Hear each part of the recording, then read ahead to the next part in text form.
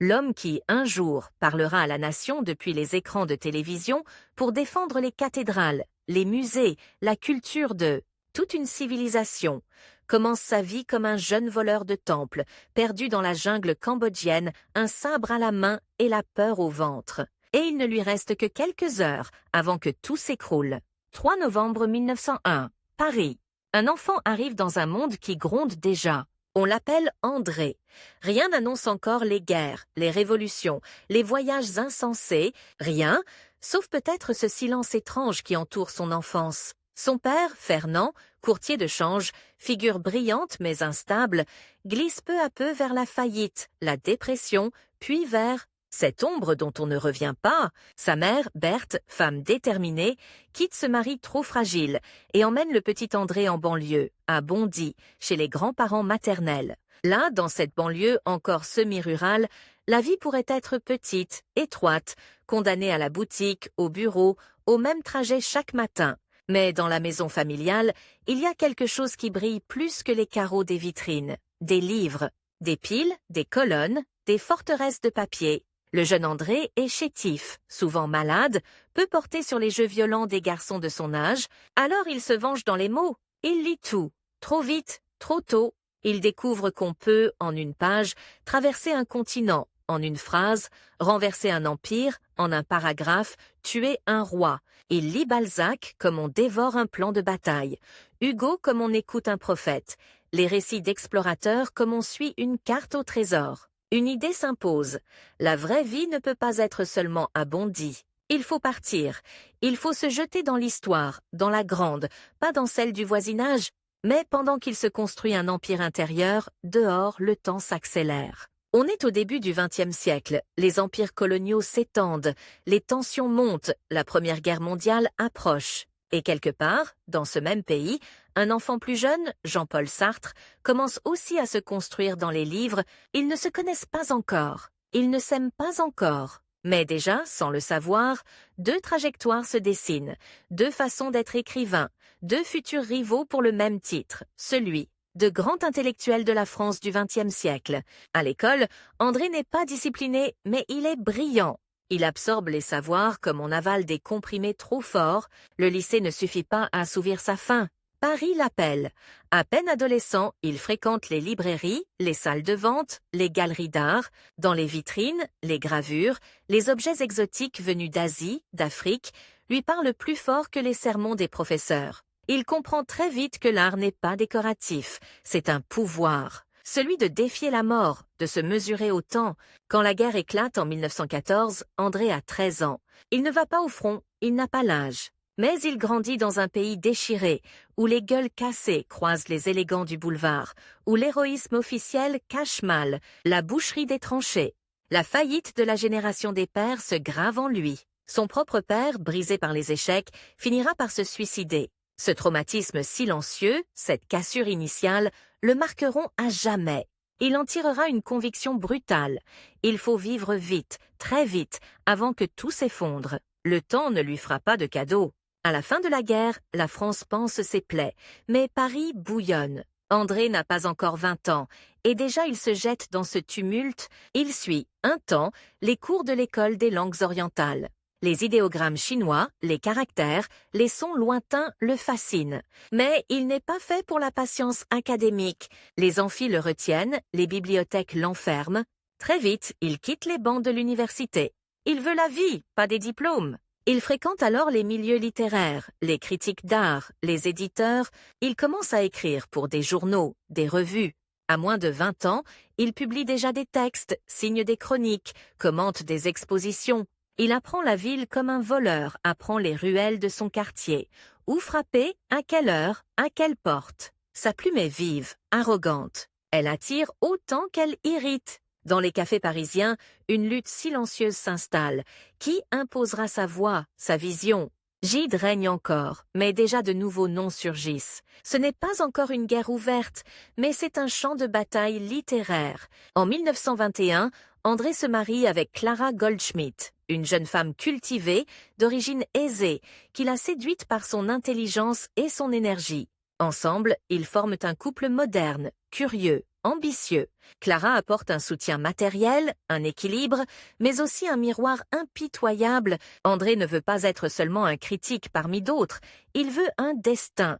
Il veut un geste, un acte qui le propulsera hors de la grisaille. Ce geste va naître d'une obsession, l'Orient. Dans les catalogues, dans les vitrines, dans les récits, l'Asie apparaît comme un monde de temples enfouis, de royaumes déchus, de sculptures oubliées, et, surtout, comme un immense marché d'art encore mal contrôlé. Le jeune Malraux, passionné d'esthétique, mais aussi pressé d'argent, se laisse gagner par une idée dangereuse. Et s'il allait chercher, lui-même là-bas, des bas-reliefs, des sculptures, des pièces rares, à revendre ensuite en Europe. À 22 ans, cette pensée n'est pas encore un scandale moral, c'est une aventure. 1923. André et Clara embarquent pour l'Indochine française. Le jeune homme n'a jamais mis les pieds sous les tropiques. La chaleur, les odeurs humides, le fracas des ports le frappent. Tout est plus intense, la misère, la beauté, la violence coloniale. Derrière l'exotisme des cartes postales, il perçoit déjà les fissures du système. Mais pour l'instant, il a un objectif précis, presque obsessionnel, atteindre les temples khmers, notamment Bantay Sray, au Cambodge, un joyau perdu dans la jungle. C'est là que l'histoire bascule. Imaginez une nuit lourde, saturée de bruit d'insectes, au milieu des arbres, des formes massives se devinent, comme des géants endormis. Ce sont les tours de grès, les linteaux sculptés, les bas-reliefs millénaires. André n'est pas seul. Il est accompagné par des complices, des guides, des ouvriers.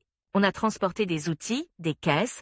Dans le faisceau des lampes, les visages sont tendus. Tout doit aller vite. Parce qu'il y a un compte à rebours. Les autorités coloniales, si elles apprennent cette expédition, peuvent intervenir à tout moment. Ils commencent à détacher des blocs sculptés. Chaque fragment arraché résonne comme un sacrilège. Mais pour André, sur le moment, c'est autre chose. C'est un contact brut avec la beauté, avec l'histoire, une manière violente de s'approprier le passé. Il ne vole pas seulement de la pierre, il croit saisir un morceau de destin. Pourtant, derrière l'excitation, la peur monte. Et si tout s'arrêtait ici, dans un coin perdu de jungle, dans une fusillade absurde, avant même qu'il ait commencé à vivre vraiment? Le temps se resserre. Il faut charger, cacher, évacuer. Les heures passent trop vite. C'est la première fois qu'André Malraux sent physiquement ce qui deviendra une constante de sa vie. La nécessité d'agir très vite, avant que le monde ne se retourne contre lui. Mais le monde se retourne. Les autorités coloniales découvrent l'affaire. Les bas-reliefs destinés à être vendus en Europe sont saisis. Malraux est arrêté, jugé à Phnom Penh. Le jeune critique brillant de Paris, qui se rêvait en aventurier de l'art, se retrouve dans le box des accusés, traité en vulgaire pilleur de temples. Le scandale éclate.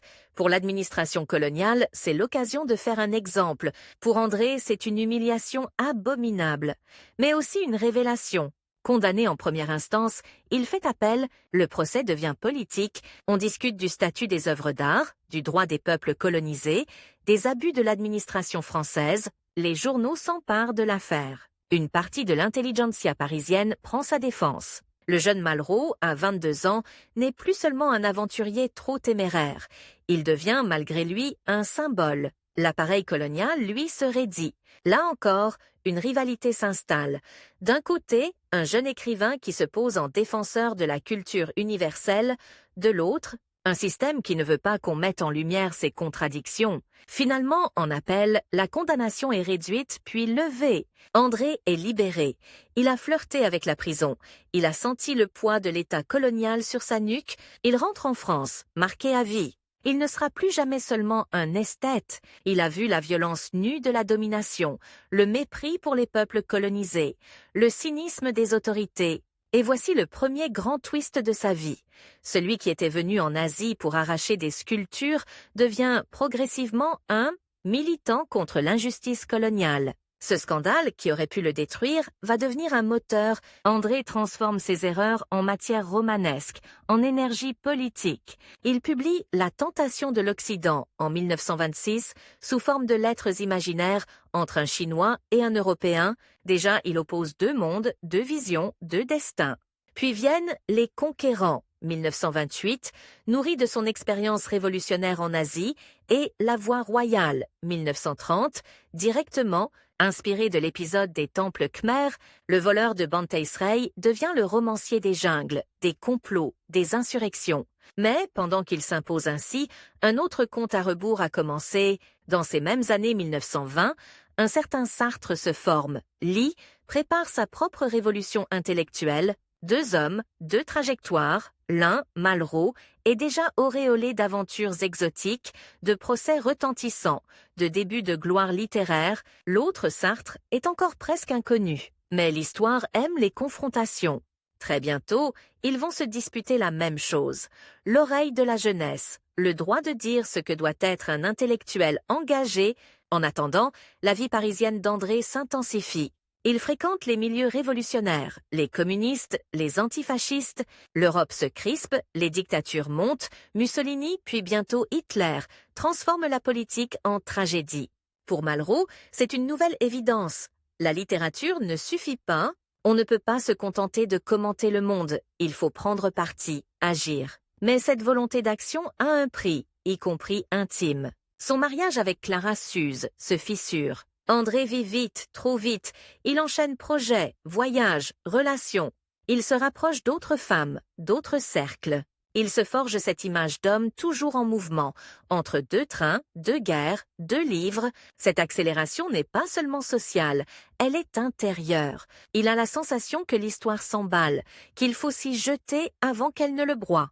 À la fin des années 1920, la tension est palpable. Les uns profitent encore des nuits folles, des cabarets, des fêtes. Les autres sentent venir la catastrophe. Pour Malraux, le temps se divise.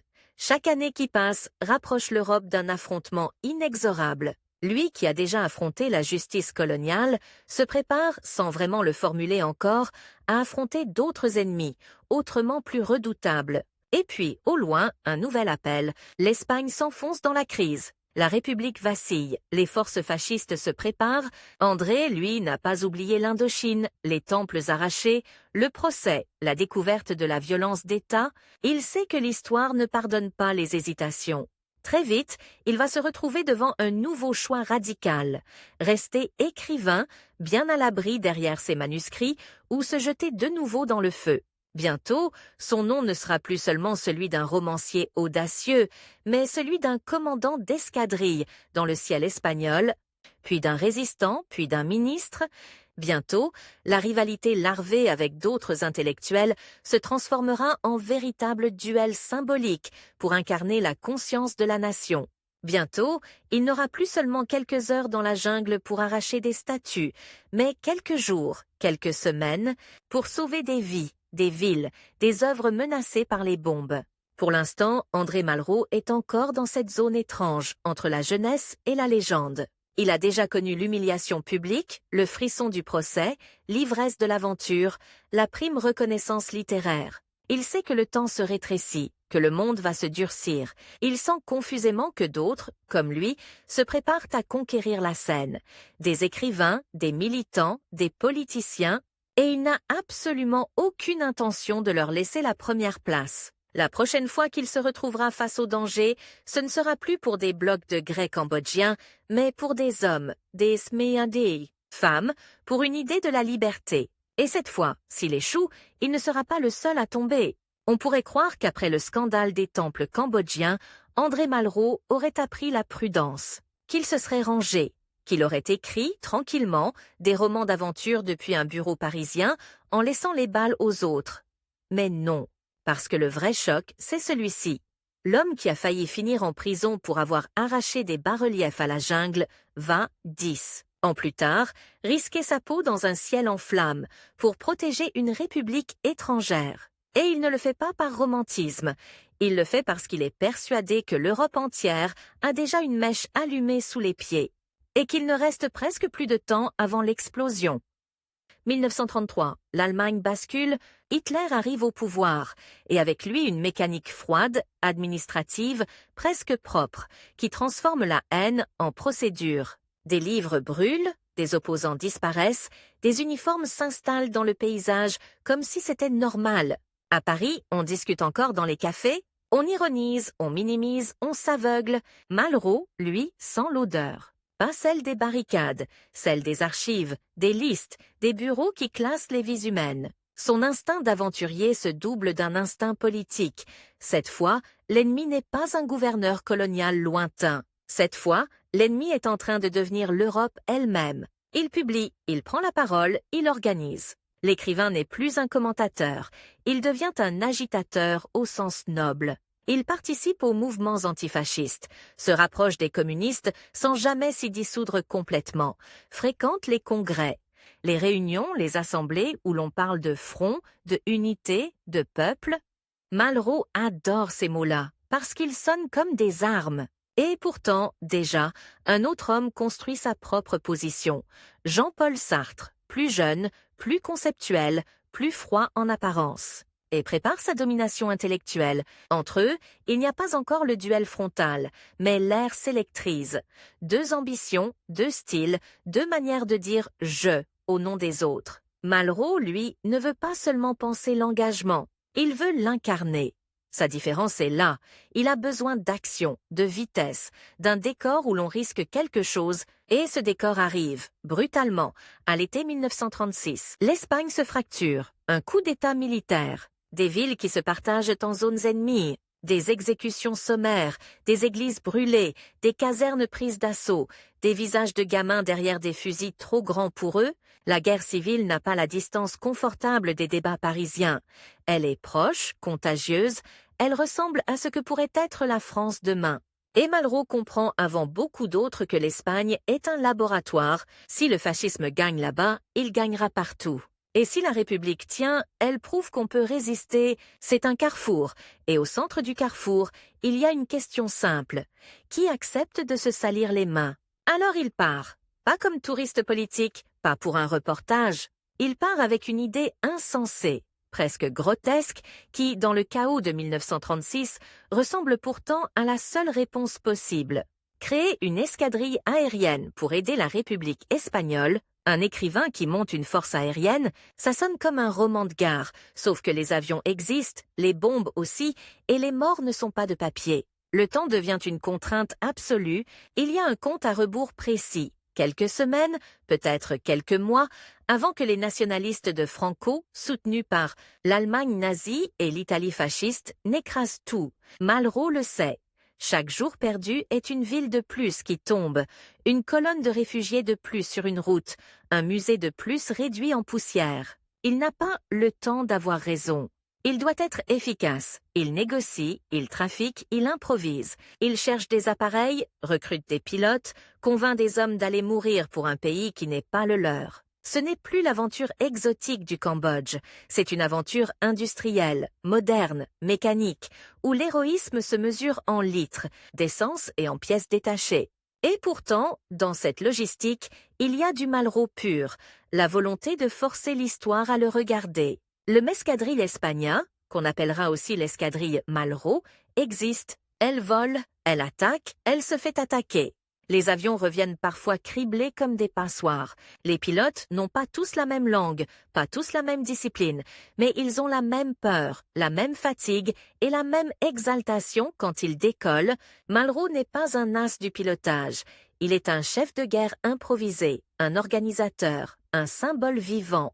Il parle, il galvanise, il dramatise, et c'est précisément ce dont ce camp a besoin. Une guerre, ce n'est pas seulement des armes, c'est du récit. Malraux offre un récit. Il voit les villes bombardées, il voit des quartiers éventrés, des silhouettes minuscules courir dans des rues pleines de verre. Il voit des blessés alignés dans des salles qui sentent l'iode et la sueur, pendant que dehors, les moteurs grondent. Et il comprend quelque chose d'encore plus violent que les combats. La modernité de la destruction. On ne tue plus seulement un homme, on détruit un paysage humain, on écrase une mémoire. C'est là qu'un premier twist se produit. L'écrivain qui cherchait l'action découvre que l'action, à grande échelle, est un broyeur. Il n'y a pas de geste pur, chaque victoire coûte trop cher, chaque défaite est un gouffre. Et pourtant, il ne recule pas. Il transforme l'expérience en littérature presque en temps réel. De la guerre, il tire l'espoir. Un roman qui ne raconte pas seulement une lutte armée, mais une lutte intérieure. Comment continuer? À croire quand l'ennemi avance, quand les alliés se disputent, quand les idéaux se fissurent sous la pression de la réalité. Parce que l'autre ennemi en Espagne n'est pas seulement Franco, C'est la division, les rivalités internes, les querelles idéologiques, la méfiance entre factions. Malraux, qui rêve de front uni, se cogne à la nature humaine. Chacun veut son drapeau, son chef, sa vérité. Il y a des réunions interminables pendant que les bombes tombent. Des suspicions, des accusations, des arrestations. La guerre civile est aussi une guerre à l'intérieur du camp républicain.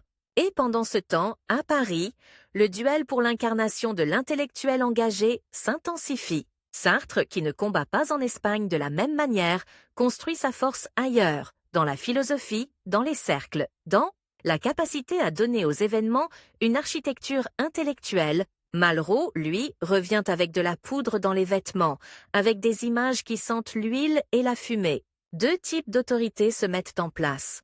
L'autorité du témoin qui a vu et l'autorité de celui qui explique. Et l'époque, déjà, choisit souvent l'explication. Malraux ne le sait pas encore, mais cette rivalité va le poursuivre comme une ombre. Chaque fois qu'il parlera au nom de l'action, quelqu'un lui opposera la pensée, et chaque fois qu'il parlera au nom de la culture, quelqu'un lui opposera la pureté idéologique. C'est le piège du XXe siècle. On vous demande d'être à la fois héros et saint. La guerre d'Espagne se termine mal. Trop d'armes du côté fasciste, trop de fractures du côté républicain, trop de lâcheté diplomatique en Europe. Malraux voit, comme dans un cauchemar au ralenti, la défaite se rapprocher. Et avec elle, un exode. Des routes pleines de familles, de charrettes, de matelas, de visages gris de poussière. Des frontières qui se ferment. Des gens qui disparaissent dans des camps. Il rentre en France avec une certitude qui serre la gorge. L'Espagne n'était pas un épisode, c'était un avertissement. Le compte à rebours n'a pas été interrompu, il s'est accéléré, et quand 1939 arrive, la guerre mondiale n'est plus une hypothèse, c'est une porte qui claque. En 1939, Malraux s'engage. Il n'a pas l'âge des jeunes soldats, mais il refuse d'être spectateur. Il sert dans une unité de chars, il connaît à nouveau la mécanique, la boue, l'attente, le bruit. Puis vient 1940, la débâcle, la France s'effondre d'une manière presque obscène. Routes saturées, colonnes de réfugiés, armées disloquées, gouvernement en fuite. Et ce qu'il redoutait depuis des années devient réalité. L'ennemi n'est plus à l'étranger. Il est là, dans le pays. Et il s'installe. À ce moment-là, beaucoup se taisent, beaucoup s'adaptent, beaucoup se racontent que ce n'est pas si grave, que ça passera, qu'il faut sauver ce qui peut l'être. Malraux, lui, a déjà vu ce que signifie laisser passer. Il a vu l'Espagne. Il sait ce que coûte l'attentisme. Il entre en résistance, pas immédiatement dans la légende, pas avec des phrases grandioses, mais dans la réalité rugueuse. Les contacts, les rendez-vous, les pseudonymes, les trajets de nuit. Le danger n'est pas théâtral, il est administratif et brutal. Une arrestation, un interrogatoire, et tout s'arrête. Et cette fois, le temps n'est plus seulement une métaphore. Il peut être mesuré en minutes entre un contrôle et une balle. 1944. Les réseaux se tendent, la lutte s'intensifie, les arrestations aussi. Malraux est capturé par la Gestapo. Là, on n'est plus dans les discours, ni dans la posture. On est dans les caves, les coups, la peur animale. Il est interrogé, battu. Le corps devient un champ de bataille. Et il y a un autre twist, le plus brutal. L'homme qui a cherché toute sa vie, l'action héroïque découvre ce que l'action coûte quand elle est subie. Le courage n'est plus une décision, c'est une endurance. Il survit. Il est libéré dans les chaos de la fin de l'occupation, grâce à des circonstances et des interventions qui, encore aujourd'hui, se racontent avec des zones d'ombre, mais il ne sort pas intact. Personne ne sort intact. Pourtant, au lieu de se retirer, il prend encore plus de place. À la Libération, il rejoint les forces françaises de l'intérieur, participe au combat, devient une figure, il prend un nom de guerre, colonel Berger.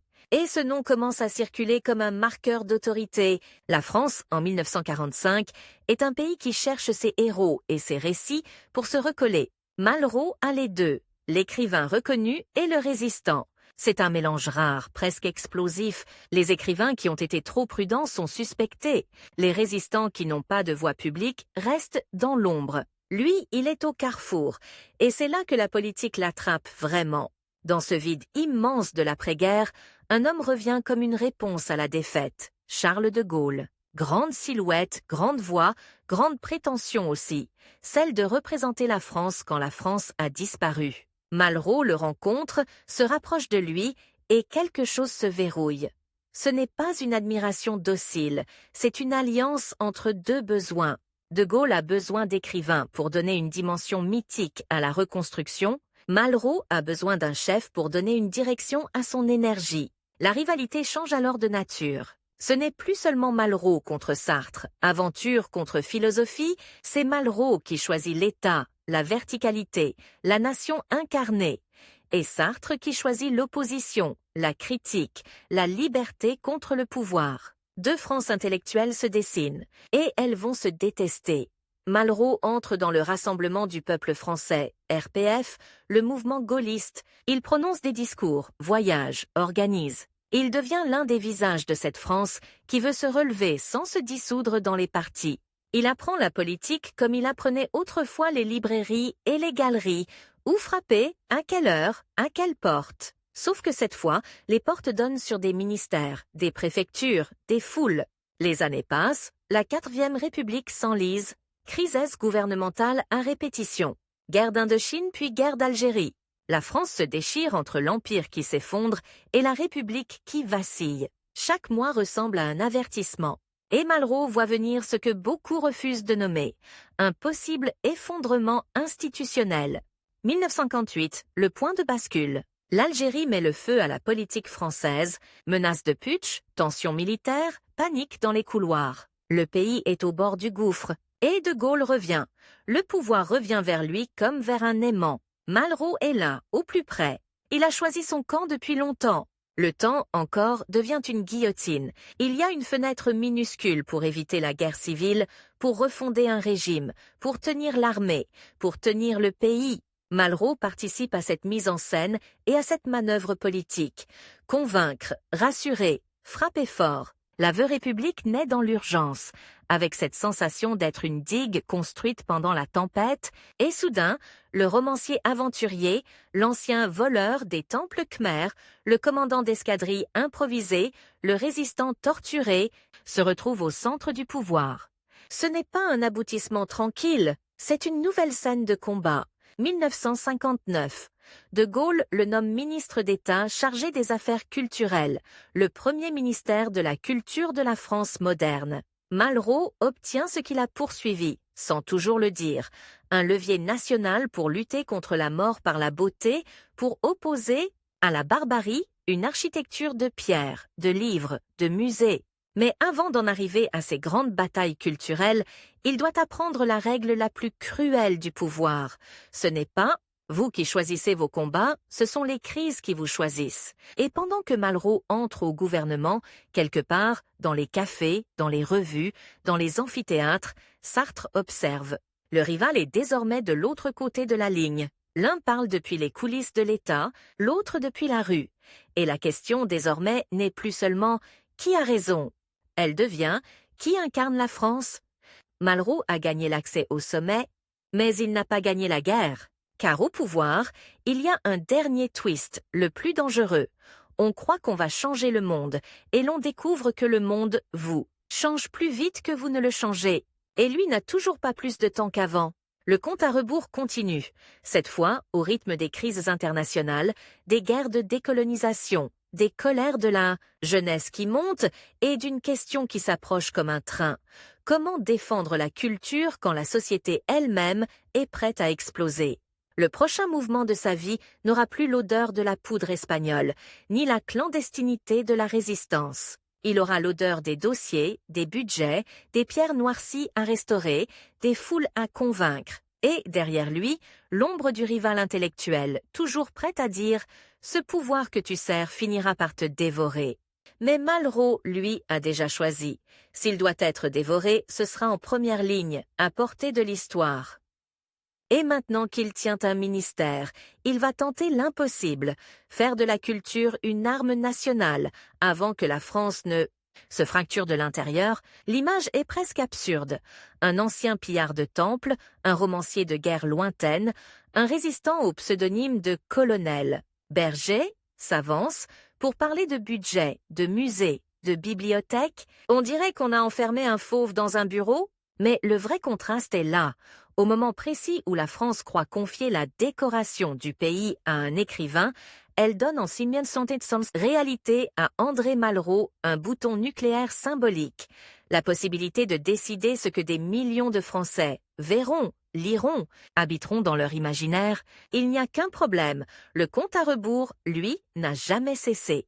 Et maintenant, ce n'est plus seulement la guerre qui presse, c'est le temps qui reste, avant que la télévision, la consommation et l'oubli ne gagnent la partie. Dès son entrée rue de Valois, Malraux comprend qu'il ne sera pas un ministre comme les autres. Les autres gèrent, arbitrent, temporisent, lui veut transformer. Sa première intuition est brutale. La culture, en France, est un luxe pour initiés. Les musées sont des cathédrales vides en semaine. Les bibliothèques de quartier sont rares. L'opéra est un monde fermé. Dans les HLM qui commencent à pousser à la périphérie des villes, il n'y a souvent pas un seul livre. Il regarde les chiffres, tirages, fréquentation, budget, avec la même intensité qu'il regardait autrefois un champ de bataille. Ici, chaque colonne de statistiques est une tranchée. Il se fixe une mission quasi délirante. En une décennie, faire passer un pays de vieux notables et de salons feutrés à une nation où l'enfant d'ouvrier peut accéder à Rembrandt comme à un match de foot. Il sait que la fenêtre est étroite. De Gaulle n'est pas éternel. Les majorités changent vite, et la guerre d'Algérie gronde déjà en arrière-plan, prête à tout emporter. 10 ans, peut-être moins. C'est le temps qu'il s'accorde pour inscrire son empreinte dans la pierre, dans les habitudes, dans la mémoire collective. Pour ça, il lui faut un symbole, un geste spectaculaire qui dise « La culture sort de ses palais ». Ce seront les maisons de la culture. Le mot lui-même est une provocation, une maison, pas un temple. Un endroit où l'on entre sans costume ni diplôme, où l'on croise théâtre, cinéma, expositions, conférences, ateliers. Il rêve d'un réseau serré sur tout le territoire, comme une armée silencieuse de lieux capable de faire irruption dans la vie quotidienne. Le projet est tellement vaste que beaucoup le prennent pour une pause, un romancier qui fait des châteaux en Espagne, sauf que cette fois, les châteaux doivent sortir de terre, avec des architectes, des maires, des crédits. Alors Malraux arpente la France. Il visite, discute, harcèle. À chaque inauguration, son discours est une charge. Il ne vient pas couper un ruban. Il vient déclarer la guerre à la médiocrité. Sa voix, cassée par les cigarettes et les nuits d'écriture, résonne dans des gymnases transformés en salles de cérémonie. La culture ne s'hérite pas, elle se conquiert. Les caméras de la jeune télévision française se régalent de ce personnage qui parle comme s'il lançait une offensive militaire. Même pour présenter un musée départemental, mais pendant qu'il construit, un autre homme construit aussi, ailleurs, autrement, Jean-Paul Sartre. Tandis que Malraux inaugure des pierres, Sartre occupe les librairies, les amphis, les salles de réunion syndicales. Il publie, il polémique, il incarne l'intellectuel, qui n'a besoin d'aucun ministère pour exister. Et la bataille devient visible.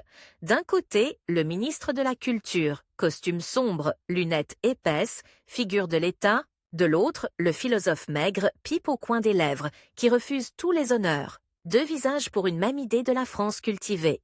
Leur concurrence n'est pas seulement personnelle, elle est philosophique. Malraux croit à la verticalité. Un État fort qui conduit un peuple vers les œuvres majeures, qui offre au plus grand nombre ce que l'humanité a produit de plus haut. Sartre croit à l'horizontalité. Des individus qui se prennent en main, qui inventent, contestent, refusent les canons imposés. L'un parle de génie, de transcendance, de musée imaginaire. L'autre parle d'aliénation, d'exploitation, de liberté. Et la jeunesse qui arrive écoute, jauge, choisit. Pendant que cette bataille symbolique se joue, le monde réel ne les attend pas. La guerre d'Algérie déchire la France. Bombes, attentats, tortures. De Gaulle tente de sortir du piège colonial, et Malraux, fidèle, serre les rangs. Il défend la politique du général, même quand elle lui vaut la haine de ceux qui se sentent trahis. Pour les ultras de l'Algérie française, ce ministre écrivain n'est plus l'aventurier exotique. Il devient un traître, une cible. Une nuit de 1962, une explosion éventre l'immeuble où il habite, à Boulogne-Billancourt. Un plastique de l'OAS. La façade est déchirée, les fenêtres soufflées, le salon ravagé. Sa femme Clara et ses filles sont blessées. Des éclats de verre, du sang sur les murs. Le ministre de la Culture découvre que ses choix politiques se perdent désormais dans sa propre maison, sur les corps de ceux qui l'aiment. Twist brutal. Le pouvoir qu'il croyait utiliser comme bouclier pour la culture devient une raison de mourir. Et pourtant, il continue. Il prend cette violence comme une confirmation que ce qui se joue dépasse sa personne. Dans les années qui suivent, il lance des opérations de sauvegarde du patrimoine, fait nettoyer les façades noircies de Paris, transforme la capitale en chantier. Sous les échafaudages, c'est une autre France qui apparaît, plus claire, plus lisible. Il veut qu'en sortant du métro, un gamin de banlieue lève la tête et voit Notre-Dame non pas comme une ruine lointaine, mais comme quelque chose qui lui parle. En même temps, il pousse la politique des grands établissements. Le Louvre devient un symbole international, le théâtre national. Populaire irrigue le pays, la Comédie Française sort de ses cadres, il attire au ministère des personnalités brillantes, parfois ingérables, parce qu'il sait que la culture ne se gouverne pas comme un régiment. Il discute avec des metteurs en scène qui le trouvent ringard, des peintres qui le jugent trop classique, des écrivains qui l'accusent d'avoir trahi la bohème pour le protocole. Il encaisse, il réplique, mais il avance. Et pourtant, un malaise grandit. Les maisons de la culture ne remplissent pas toujours leurs promesses. Certaines restent des coquilles vides, d'autres sont prises d'assaut petit à petit, mais toujours par un public déjà sensibilisé. Les classes populaires ne se ruent pas en masse vers Beethoven ou Goya. L'écart entre le rêve et la réalité se creuse. On se moque de ses envolées, de son lyrisme jugé daté. Sur les murs de Paris, une phrase apparaît. La culture, c'est comme la confiture. Moins on en a, plus on l'étale. Elle colle à son image comme un graffiti invisible. Pendant ce temps, Sartre enfle. Intellectuellement, il refuse le prix Nobel de littérature en 1964, geste spectaculaire qui le sacre figure morale absolue aux yeux de beaucoup. Là où Malraux a choisi l'État, Sartre choisit le refus de toute institution. Le contraste est violent. L'un reçoit les ambassadeurs, l'autre signe des pétitions. L'un inaugure des monuments, l'autre distribue des tracts. Et au milieu, une génération qui commence à trouver le vieux romantisme gaulliste un peu lourd, un peu cérémoniel. Pour Malraux, la contrainte du temps devient obsessionnelle. Il voit monter, comme une marée, la société de consommation. Télévision dans chaque salon, publicité agressive, grande surface qui transforme les centres-villes, il comprend que la vraie concurrente de ces maisons de la culture, ce n'est pas seulement Sartre ou l'extrême droite, c'est l'écran, qui hypnotise, les gadgets qui distraient, les week-ends au supermarché. Il parle d'un monde sans esprit, qui pourrait engloutir les œuvres. Il sait qu'il n'a que quelques années pour empêcher que la culture devienne un simple rayon de plus dans un hypermarché. Il accélère. Il signe, il décide, parfois au mépris des lenteurs administratives. Les technocrates du ministère le trouvent imprévisible, excessif, mais il impose. Il se bat pour que les budgets culturels, encore modestes, soient protégés, même au milieu des crises. Il voit chaque ligne de crédit comme une tranchée à défendre. Pour lui, un théâtre qui ferme, c'est un poste avancé qui tombe. Et pourtant, malgré cette agitation, une fissure profonde s'ouvre entre lui et ceux qu'il croyait servir. Les étudiants, les jeunes ouvriers, les lycéens, ceux qui n'ont pas connu la guerre, ni l'occupation, ni l'Espagne. Ceux qui ne parlent plus le langage de Verdun et de la résistance, mais celui du rock, des slogans, des revendications sociales. Pour eux, Malraux, avec sa diction lyrique et ses références aux grandes civilisations, commence à ressembler à une statue parlante. Le moment où cette fissure devient abîme a un nom, mai 68. La France bascule dans une autre forme de guerre, sans bombes, mais avec des pavés, des banderoles, des amphis occupés. Les étudiants prennent la Sorbonne, les ouvriers occupent les usines. La radio diffuse des débats sans fin. Sur les murs, on lit « Il est interdit d'interdire ». Sous les pavés, la plage. Et dans ce tumulte, un détail symbolique fait l'effet d'un coup de couteau. Jean-Paul Sartre se rend à l'Odéon occupé, grimpe sur Scène parle aux jeunes, se fond dans la foule. Il est là, physiquement, au cœur de l'émeute symbolique. Malraux, lui, est de l'autre côté. Il est ministre.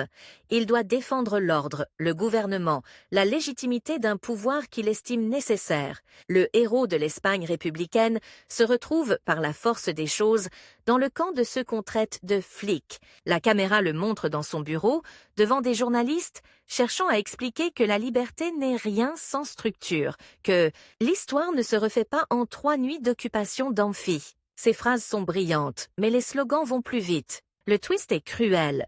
L'homme qui a passé sa vie à confondre la culture avec la révolte se découvre du côté de l'institution contestée. Ceux qui l'avaient admiré pour ses engagements passés le jugent à l'aune de son costume ministériel. Sa légende de résistant ne pèse plus lourd face à la colère immédiate de la jeunesse. Pour elle, il est avant tout ce qu'indique sa carte de visite, ministre d'État.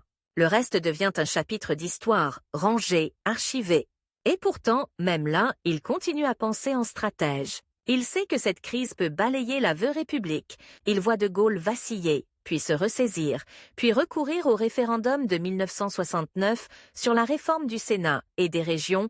Derrière les questions institutionnelles se cache une autre question qui hante Malraux. La France veut-elle encore d'un récit national, d'une verticalité, d'un État qui assume un projet culturel, ou préfère-t-elle la dispersion, les identités multiples, les contre-pouvoirs fragmentés? Le verdict tombe comme une sentence, le non l'emporte. De Gaulle démissionne, et lorsque De Gaulle tombe, Malraux tombe avec lui. Il ne reste pas pour gérer avec un autre chef. Ce n'est pas un technicien, c'est un soldat politique. Le théâtre de sa vie vient de changer de décor. Le grand acteur avec lequel il partageait la scène s'est retiré. Le rideau, pour eux deux, vient de se fermer sur la période où ils pouvaient, ensemble, modeler la France à coups de décisions spectaculaires. Le temps, encore lui, a tranché. En une décennie, Malraux aura tenté de graver dans le pays une idée exigeante de la culture, verticale, ambitieuse, quasi sacrificielle. Mais au moment où il quitte le pouvoir, il comprend que la partie n'est pas gagnée. Les maisons de la culture existent, le patrimoine a été sauvé en partie. La notion même de politique culturelle est entrée dans le langage. Mais la jeunesse s'est rebellée, le consumérisme s'est installé, la télévision est partout.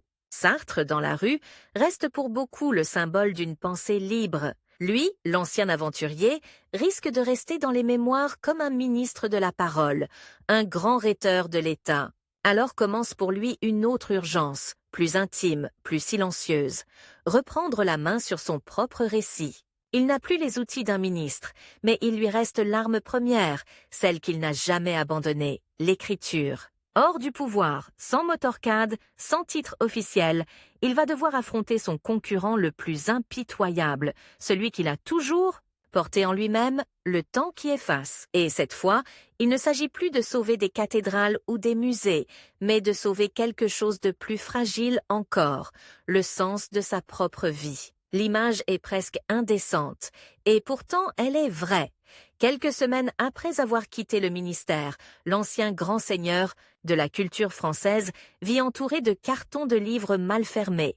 Dans un appartement où les piles de manuscrits menacent de s'effondrer, le costume de ministre est toujours là, pendu dans une armoire, mais ne sert plus à rien. Dehors, les cortèges de mai 68 ont laissé place aux files de voitures devant les supermarchés. À la télévision, on parle plus de variété que de musée. Le contraste est violent. L'homme qui a occupé les palais de la République se retrouve, pour la première fois depuis longtemps, seul, avec sa vieille angoisse, celle de finir emporté par un temps qui n'a pas besoin de héros. Il regarde le silence comme on regarderait un adversaire. Pour lui, ce n'est pas une retraite, c'est un changement de front. Il n'a plus l'arme d'un décret, ni le pouvoir d'un budget, mais il lui reste ce qu'il a toujours utilisé comme une arme blanche, les mots. Il décide que son ministère n'a pas vraiment pris fin. Il va simplement se déplacer. Désormais, son champ de bataille sera une série de livres, une cathédrale de papier qu'il lui faudra élever, avant que son corps, déjà fatigué, ne le lâche complètement. Les médecins ne sont pas optimistes. Le tabac, les nuits blanches, la guerre, les crises politiques ont laissé des traces. Son souffle est court, ses mains tremblent parfois lorsque la plume gratte le papier, on le met en garde, il doit ralentir. mais lui entend l'injonction à l'envers. Ralentir? Il n'en a plus le temps. Il sait intimement, physiquement, que l'horloge s'est emballée. Il ne lui reste que quelques années pour transformer cette vie en récit, pour empêcher que d'autres, plus tard, ne le réduisent à un cliché. L'écrivain officiel de Gaulle, le ministre lyrique un peu dépassé par la télévision, alors il recommence à faire ce qu'il sait faire le mieux, mélanger les morts et les vivants, les souvenirs et les visions. Anti-mémoire n'était qu'un début. Il s'enfonce dans ce chantier colossal qu'il baptise le miroir des limbes, comme si sa propre existence n'était qu'un reflet fragile au-dessus d'un gouffre. Dans ces pages, il convoque les visages de toutes ces guerres, l'Espagne, la Résistance, l'Indochine, les prisons coloniales. Il s'adresse à des interlocuteurs qui ne répondent plus. De Gaulle, Garine, des combattants anonymes. Il transforme sa mémoire en théâtre intérieur, où tout le monde revient une dernière fois sur scène, mais pendant qu'il s'acharne à reconquérir son histoire par l'écriture, le monde dehors continue de tourner sans lui. Sartre occupe encore les journaux, les réunions militantes, même affaiblies, même déjà rongées par la maladie. Les jeunes gauchistes se pressent autour de lui, l'écoutent, le contestent parfois, mais le reconnaissent comme l'un des leurs. Malraux, lui, devient une silhouette plus rare. On le croise surtout dans des salons, des colloques, ou au contraire dans des retraites presque monastiques. Face à sa machine à écrire, leur rivalité change de forme. Elle n'est plus faite de prises de position publiques, de tribunes opposées, mais de quelque chose de plus sourd, qui, des deux, laissera une trace durable dans l'esprit de ceux qui n'ont pas connu leur combat. Sartre parie sur l'engagement total, jusque dans le soutien aux causes les plus radicales. Malraux, sur la transmutation de la vie en mythe, écrit. À la surface, c'est Sartre qui semble avoir gagné. Mai 68, la sacrée père spirituelle d'une génération. Mais dans les profondeurs du temps, Malraux parie sur une autre durée, moins spectaculaire, plus minérale. Une fois encore, le destin lui réserve un coup de théâtre. En novembre 1970, la nouvelle tombe. De Gaulle est mort, seul, dans sa maison de Colombey-les-Deux-Églises. L'homme autour duquel s'était organisée une grande partie de la vie de Malraux, le général qui lui avait donné ministère, légitimité, pouvoir, s'effondre soudain comme une colonne maîtresse. Le choc est immense. Il se rend à Colombey, il participe aux cérémonies, mais surtout, il se met à parler de Gaulle comme on parle d'un roi disparu, avec une ferveur presque sacrée. De cette douleur naît un livre, Les chaînes qu'on abat, long dialogue posthume avec le général. Ce n'est plus simplement un hommage, c'est une tentative désespérée de retenir la voix de Gaulle, de figer dans le texte ses nuits, de conversations où le destin de la France se discutait à voix basse. Il y a quelque chose de presque spectral dans ce projet. On assiste à deux fantômes qui parlent déjà depuis l'autre rive de l'histoire. Même si l'un d'eux est encore vivant, Malraux le sent, il le sait. En écrivant sur de Gaulle, il écrit aussi sur sa propre disparition à venir. Et pourtant, malgré la fatigue, malgré le deuil, une pulsion d'action demeure en lui. À 50, 60 ans passés, il reste celui qui, enfant, rêvait d'expédition. En 1971, les massacres au Bangladesh le saisissent comme une brûlure. Des villages rasés, des réfugiés par millions, une cruauté absolue dont les journaux ne montrent que des fragments. Il ne supporte pas de rester simple spectateur. Alors, dans un geste qui paraît à beaucoup déraisonnable, il annonce son intention de partir combattre pour le Bangladesh, de lever une brigade de volontaires. L'ancien ministre d'État, bientôt septuagénaire, qui parle de repartir au front comme dans sa jeunesse, l'image frôle le grotesque. Et pourtant il est sérieux. Pour lui, l'idée d'assister impuissant à un massacre est insupportable. Bien sûr, le projet n'aboutit pas, sa santé, la prudence des autorités, le réalisme politique s'y opposent. La presse se moque, certains y voient un coup de théâtre de plus. Mais derrière ce geste avorté, il y a une vérité qui ne fait rire personne. Malraux n'a jamais accepté que la culture soit un simple commentaire du monde. Il veut encore croire qu'un homme peut, à lui seul, infléchir le cours d'une tragédie.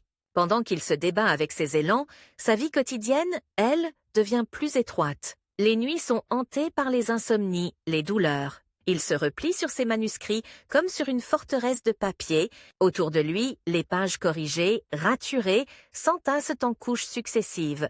On dirait les strates d'un site archéologique. Chaque pile de feuilles correspond à une période de sa vie, à une campagne, à une passion.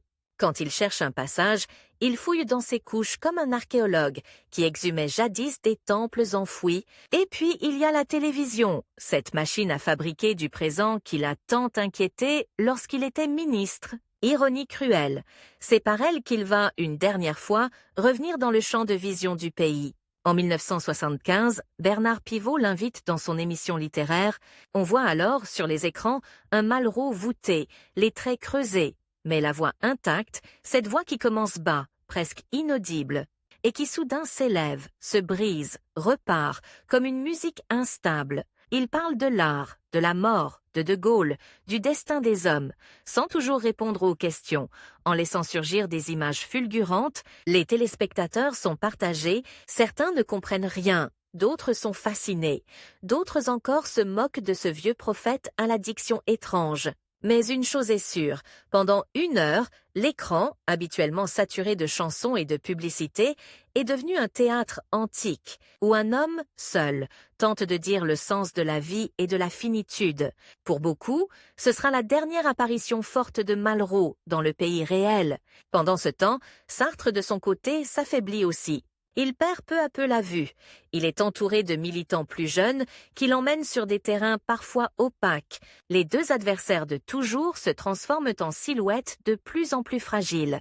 Leur conflit ne se joue plus dans la rue ni dans les ministères, mais dans la manière dont la France, sans même s'en rendre compte, hiérarchise leurs héritages. À gauche, on cite encore Sartre comme le modèle de l'intellectuel engagé. À droite, on invoque parfois Malraux comme le symbole d'un État protecteur de la culture. Mais dans les cafés, dans les lycées, les deux noms commencent à flotter comme des références déjà lointaines. Pour Malraux, la vraie course s'est déplacée. Il ne se demande plus seulement ce qu'il laissera à la France, mais ce qu'il laissera au-delà de la France. Sa grande idée du musée imaginaire, cette vision d'un monde où toutes les œuvres dialoguent au-delà des frontières et des époques, et devient son obsession ultime. Il raconte encore, inlassablement, comment une statue khmère peut parler à un visage de Rembrandt, comment une fresque égyptienne peut répondre à un Christ de Grunewald. Dans sa tête, le temps n'est plus linéaire.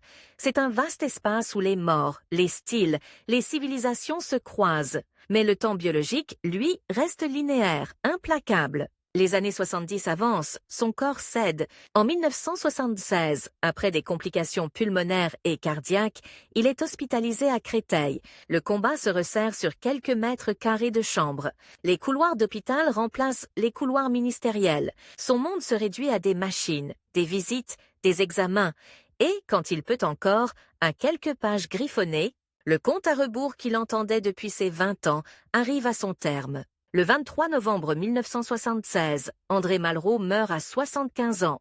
Pas sur un champ de bataille, pas en tête d'un convoi, pas dans un palais officiel. Dans un hôpital de banlieue, comme tant d'autres, le fracas de sa vie semble un instant s'éteindre dans un simple bulletin d'information.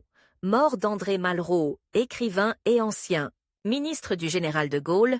En quelques lignes, tout est dit, et tout est écrasé. Une existence faite de guerres, de voyages, de romans, de discours se résume à une formule. Et pourtant, le récit ne s'arrête pas là, parce que le vrai théâtre de Malraux commence peut-être après sa mort. C'est maintenant que se joue la partie finale, celle de l'héritage. Pendant un temps, il semble n'intéresser plus que les spécialistes, les biographes, quelques anciens gaullistes qui se souviennent de ses tirades. Sartre meurt à son tour en 1980, accompagné par une foule immense dans les rues de Paris. La foule est plus dense que pour Malraux, plus bruyante. On pourrait croire que le match est terminé, que la mémoire populaire a tranché. Mais le temps, ce concurrent sans visage, a une autre manière de compter les points. Tous les ans, les gouvernements, de droite comme de gauche, présentent un budget de la culture. Il y a un ministère, des directions régionales, des maisons de la culture qui ont changé de nom, mais dont la fonction demeure. Théâtres, municipaux, centres dramatiques, médiathèques, scènes nationales. Sans même le savoir, des millions de Français vivent dans un paysage que Malraux a contribué à dessiner. Les façades des monuments qu'il a voulu nettoyer sont devenues la norme. On a oublié qu'elles étaient autrefois noircies de suie. Les grandes expositions, les festivals, la notion même d'accès à la culture comme nécessité publique porte sa signature invisible. Et puis, un jour de 1996, 20 ans après sa mort, un nouveau twist survient. Jacques Chirac, président de la République, annonce que les cendres d'André Malraux vont être transférées au Panthéon. L'information a l'air solennelle, presque administrative, mais elle déplace en réalité une montagne symbolique. Le pillard de temple d'autrefois, le révolté, le romancier d'insurrection, l'homme qui a toujours eu peur de l'enfermement, va rejoindre le mausolée des grands hommes, sous la coupole grise. Le cortège avance lentement dans Paris. Sur le cercueil, le drapeau tricolore. Dans les rues, des passants regardent, certains avec émotion, d'autres avec curiosité, d'autres encore sans savoir exactement qui. Il était, sinon, un nom sur des plaques de rue et de lycée. Les caméras filment l'entrée du cercueil dans le Panthéon. On se souvient qu'il avait lui-même prononcé, des années plus tôt, des hommages vibrants à d'autres morts illustres. Jean Moulin, De Gaulle. Voilà qu'il devient, à son tour, l'objet d'un texte, d'un récit, d'une cérémonie. Il y a quelque chose de paradoxal, presque ironique, dans cette scène. L'homme qui a passé sa vie à arracher les œuvres à la poussière des musées, à les présenter comme des forces vivantes, est désormais enfermé dans un temple de pierre où l'on circule en chuchotant. Mais c'est aussi une forme de victoire. Il entre, physiquement, dans le récit national. Il n'est plus seulement le compagnon du général ou le rival de Sartre. Il devient une figure aux côtés de Victor Hugo, Voltaire, Zola, ces écrivains dont les noms structurent encore la mémoire collective. La bataille avec Sartre, au fond, se poursuit dans un autre registre. Sartre a eu la foule à ses funérailles, Malraux a le Panthéon. L'un incarne la contestation radicale, l'autre l'alliance de la culture et de l'État, mais pour un adolescent d'aujourd'hui qui pousse la porte d'un théâtre subventionné, qui emprunte un livre dans une médiathèque flambant neuve, qui visite gratuitement un musée un dimanche, ces querelles semblent lointaines. Il ne sait pas, souvent, que derrière cette normalité tranquille, il y a eu des nuits d'écriture, des attentats, des discours enfiévrés et des projets écrits à la va-vite sur un coin de table ministériel. Si vous regardez de près, pourtant, la marque de Malraux est partout. Dans l'idée qu'un pays ne se résume pas à son PIB, mais aussi à ses livres, ses tableaux, ses films, dans la conviction que l'enfant le plus pauvre a droit, lui aussi, à une rencontre avec le sublime. Dans cette tension, jamais résolue, entre la culture comme fête populaire et la culture comme exigence presque tragique. Et même dans les critiques qu'on fait aujourd'hui à la politique culturelle, trop centralisée, trop parisienne, trop verticale. Il y a l'ombre de l'homme qui a, le premier, tenté de lui donner une forme. Au bout du compte, André Malraux n'a pas gagné contre le temps. Personne ne gagne complètement. Ses livres ne se lisent plus autant. Ses phrases lyriques peuvent paraître datées. Son style oratoire semble venir d'un autre siècle. Mais il a réussi sa dernière manœuvre, transformer sa vie en légende suffisamment dense pour résister à l'effacement total. Il n'a pas empêché le monde de se remplir de gadgets et d'écrans, mais il a inscrit, dans le décor même de nos villes, un rappel obstiné. Quelque part, derrière la consommation et le divertissement, il existe encore des lieux où l'on entre pour se confronter à plus grand que soi. Et si, parfois, en passant devant le Panthéon ou en entrant dans une maison de la culture, quelqu'un se demande brièvement qui était ce Malraux dont le nom figure sur une plaque, alors le vieux stratège, l'ancien colonel Berger, peut considérer que sa dernière bataille n'était pas tout à fait perdue. Parce que malgré toutes les défaites, malgré les renoncements, malgré la télévision triomphante, il a réussi à imposer cette idée folle. La culture n'est pas un décor, c'est une manière de refuser que la vie des hommes se résume à naître, consommer et disparaître. Et ce refus-là, tant qu'il subsistera quelque part, continuera de porter la trace de son nom.